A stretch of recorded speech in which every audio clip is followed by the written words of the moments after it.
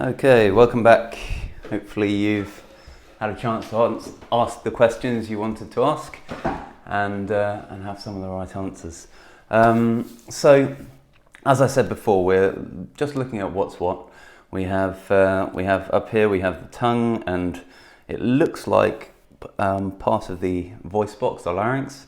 We have the trachea or windpipe here, and the esophagus or food pipe here. It goes down to the heart, which is here, right in the middle pretty much, and then lung either side, one there, and there would be one here if it hadn't been slashed by the people working in the abattoir to prepare the meat. Diaphragm here and liver just here.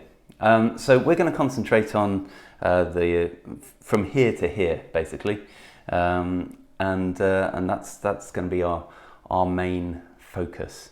So to start with, we're just going to remove some of the things that we don't need, or the things that we're not going to be looking at. So I'm going to remove, if I just prepare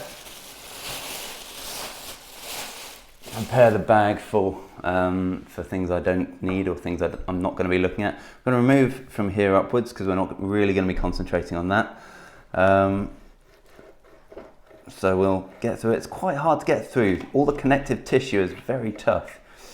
And it probably doesn't help that my knife isn't particularly sharp. This is where a scalpel is very, very useful. So we have the esophagus here. That's the pipe for food. And the trachea here, it's an interesting texture. It's kind of it's quite solid, quite stiff. You can see if I try and squeeze it there, it doesn't collapse very easily. That's because it has rings of cartilage that go around the outside and keep it open, and that's really important so that the animal can breathe without that airway collapsing. We're also going to if we can, we're just going to remove the liver because we're not going to be concentrating on that too much today. You can see this technique I'm using, just stretching the tissue and slicing it. I'm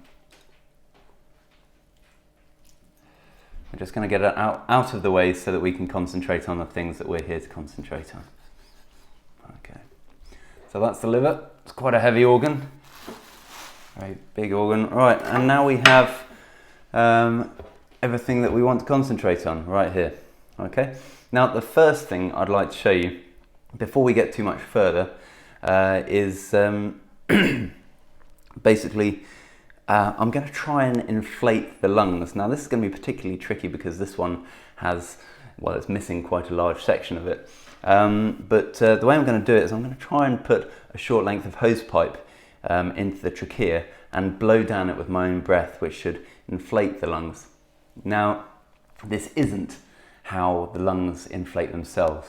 What actually happens is this piece of tissue here, this is called the diaphragm. You can see it's got muscle all the way around the edge, and it's incredibly strong. If I really try to break it, I can't. It's so strong, and this is used every day by mammals to get them breathing in and out. And essentially, what happens is this muscle contracts and the diaphragm moves down, and that reduces the pressure inside the chest cavity, and the lungs expand.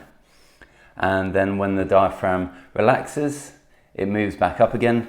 And it means that the lungs can then contract again, and air is expelled through the trachea. So that's what this diaphragm is for.